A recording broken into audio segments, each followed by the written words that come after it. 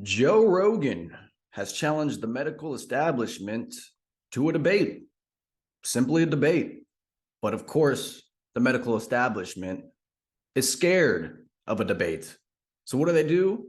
They trash the other side, trashing Joe Rogan, they're trashing RFK Jr. Let me slow down. This debate was supposed to be between RFK Jr. and Dr. Peter Hotez over vaccines, their efficacy, whether or not they cause autism, other adverse reactions. And RFK Jr. is absolutely willing to sit down with Dr. Peter Hotez and have this discussion. However, of course, Dr. Peter Hotez, who would represent the medical establishment, does not want to do so. Shocker, right? So here we have Joe Rogan saying, let's read Peter's tweet first. From Professor Peter Hotez, Spotify has stopped even sort of trying to stem Joe Rogan's vaccine misinformation. It's really true, just awful. And from all the online attacks I'm receiving after this absurd podcast, it's clear many actually believe this nonsense. I'll start off by saying RFK was persuasive. He was extremely persuasive. Now, I don't know whether or not vaccines cause autism. He backed up his information. He cited it. He used sources. It's not like he was talking out of his ass. But we need the other side to be able to sit down with him and pull up sources debating what he pulled up. But they will not do this. Again, I don't know whether or not he's telling the truth. I think he's being honest. I don't know what the truth is. The fact that the other side does not want to sit down with this man and debate him just makes me believe him. It makes me believe RFK Jr. And I feel like a lot of people feel that way. So that's what Peter Hotez said. So Joe Rogan says, Peter, if you claim what RFK Jr. is saying is misinformation, I'm offering you $100,000 to the charity of your choice if you're willing to debate him on my show with no time limit. I think we all want that, except for the establishment, of course. And I'll show you some of their takes. God awful. And then Peter says, Joe, you have my cell, my email. I'm always willing to speak with you. Now, when I read this, I was like, what the fuck? You didn't answer the question. And Joe, same thing. He says, this is a non-answer. I challenged you publicly because you publicly quote tweeted and agreed with that dog shit Vice article. If you're really serious about what you stand for, you now have a massive opportunity for a debate that will reach the largest audience a discussion like this has ever had. If you think someone else is better qualified, suggest that person. In my opinion, that's the perfect response. That's the perfect response. And then Peter deleted this tweet, but Joe caught him. So Joe gives him the screenshot and says, on top of what he just previously said, he says, by the way, Peter, I saw this tweet that you deleted.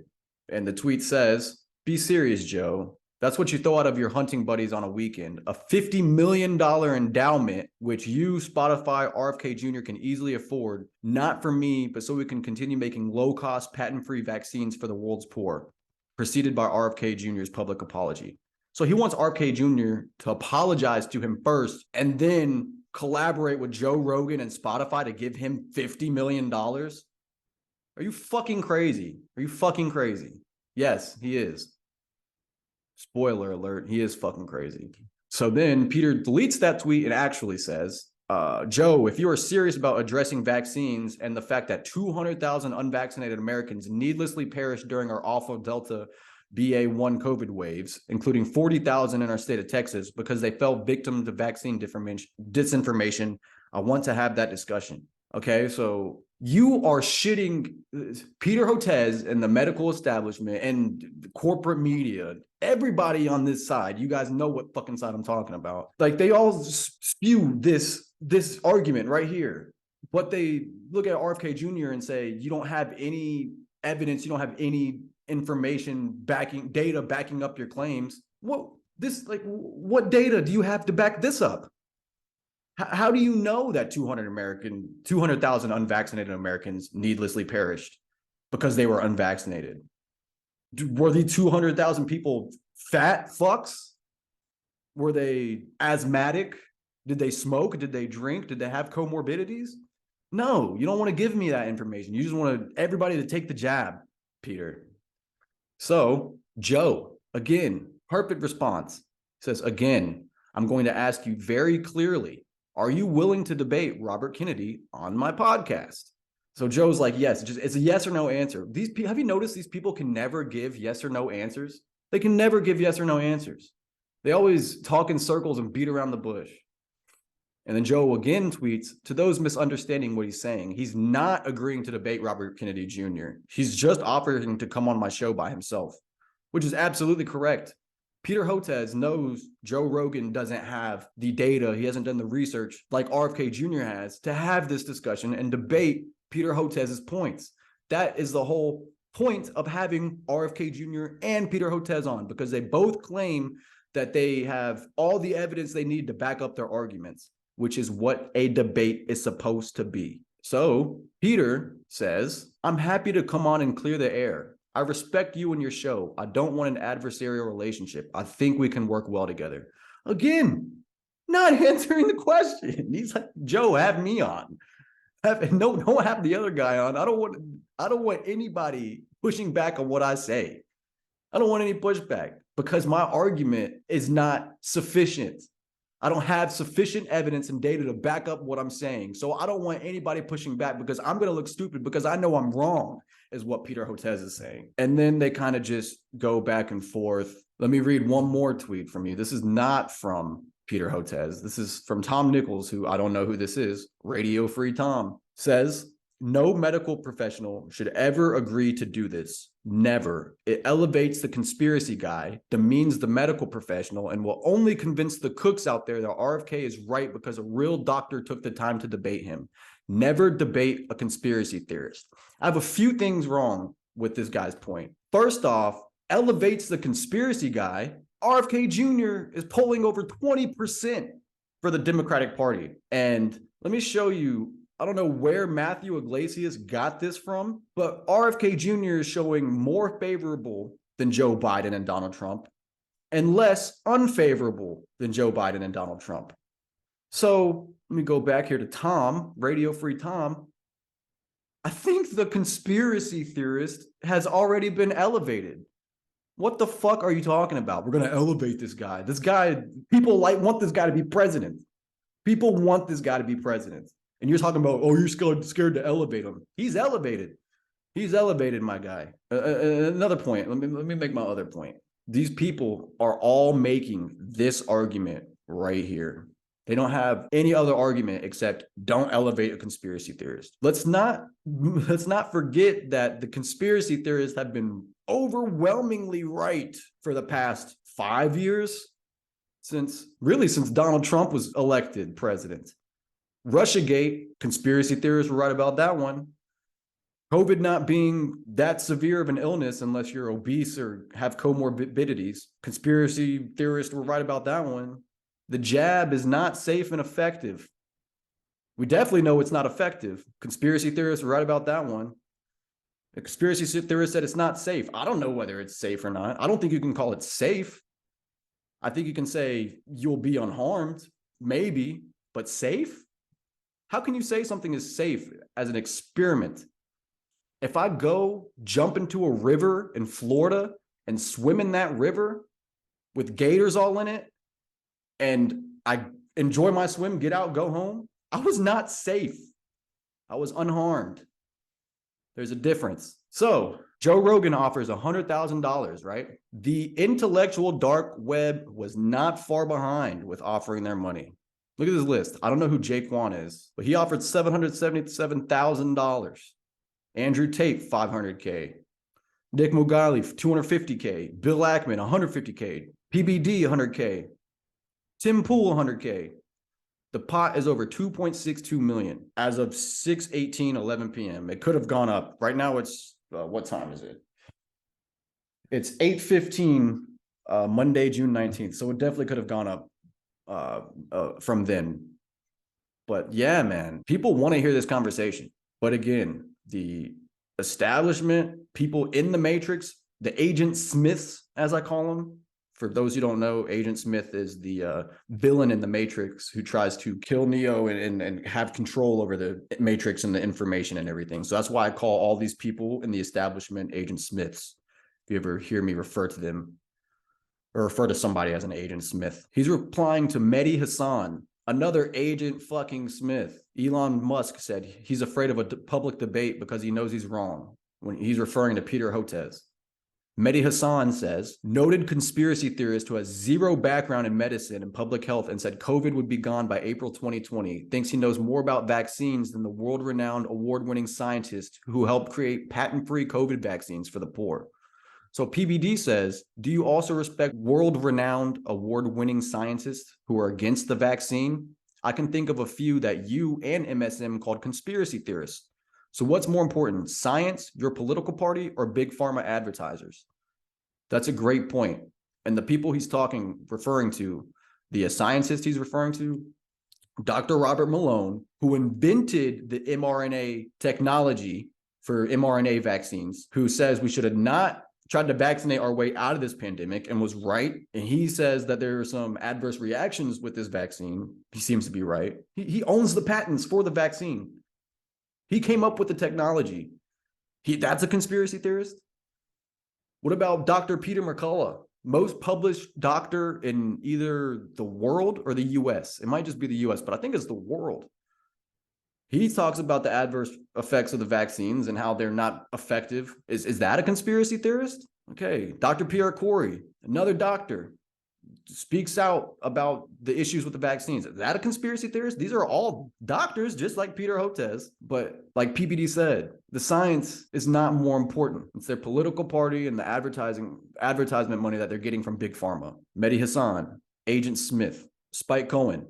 Another good point. Debating an anti-vaxxer is like debating a Holocaust denier. If tens of millions of Americans thought the Holocaust was a hoax and Joe Rogan offered $100,000 to the charity of my choice for me to debate a Holocaust denier, you better believe I'd take him up on it. This is the point I was trying to make earlier. Liam McCollum, great point. People will say Peter Hotez shouldn't debate Robert Kennedy because that would elevate or legitimize conspiracies. Well, RFK Jr. just went on the largest podcast in the world and is polling remarkably high, and more than $800,000 from prominent players has been committed to this debate. That $800,000 is now above 2.6 million. He doesn't need to be elevated by anyone in the pharmacy industrial complex. Fact. Again, let's go to some of these polls. Was viewed favorably by 49% of respondents and unfavorably by just 30%, higher than any other candidate in the poll, But they're worried about him being elevated. He's elevated. You better debate him or he's going to become more elevated. I want to point out a story from CNN. CNN is dog shit. People actually read this and believe this shit. This is from 10:30, June 18th. 2023. So this dude just wrote this article. It's June 19th. People still believe this shit, man. RFK Jr. has a big primary problem. Democrats like Joe Biden. Kennedy declared his candidacy in mid-April, joining author Marianne Williamson as a Democratic presidential challenger. He immediately started registering the polls, hitting 19% in a Fox News survey after his campaign announcement. Since then, he stayed close to that 19%. He hasn't, however, gone above that figure in polling average. This puts Kennedy more than 40 points behind Biden in national Democratic primary surveys. The president is averaging in the mid-60s nationally. There's zero sign his support is weakening. For Biden to start dropping, Democrats would have to stop thinking he's doing a good job as president. Biden's approval rating among Democrats in a Quinnipiac University poll, sorry if I mispronounced that, released last week was 84%. Just 16% either disapproved or didn't hold a view. Okay, it doesn't take a rocket scientist to figure out that Joe Biden is not liked by Republicans, obviously, by libertarians, obviously, but Democrats don't like him either. People really think Democrats support this guy?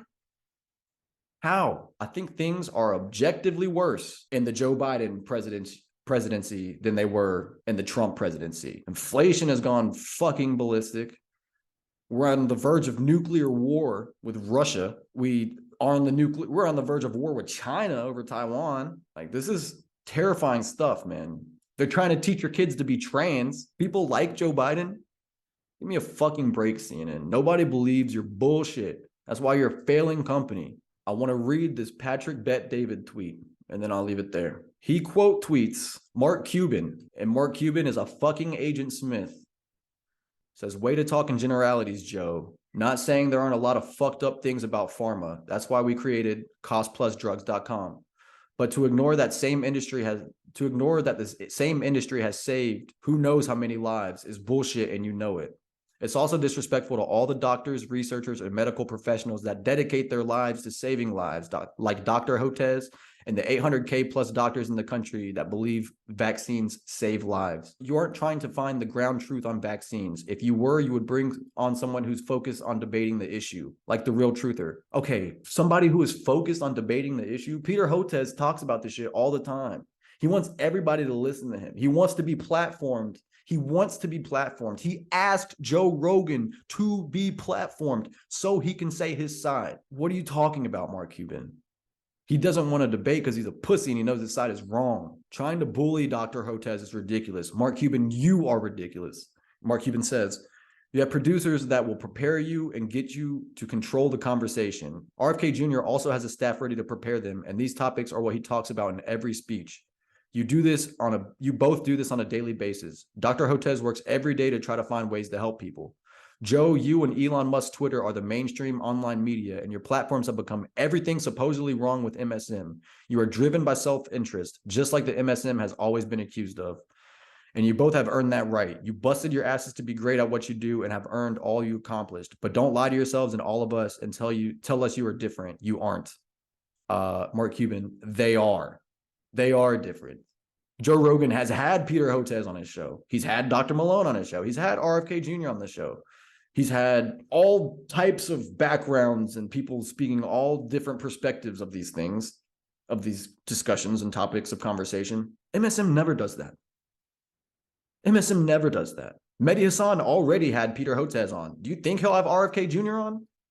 Fuck no. Shut up, Mark Cuban. So, PBD says, and this was the perfect response. It's long, but I'll finish with this. Joe trying to bully Dr. Hotez. Interesting. Let me address 5 issues with your tweet. 1, bullying. Millions of Americans from all walks of life were bullied into taking the vaccine. Some forced, some many coerced. Many threatened to lose their jobs. Thousands of businesses went bankrupt. Families were divided on the vaccine issue. Late night hosts doing skits dressed in syringes.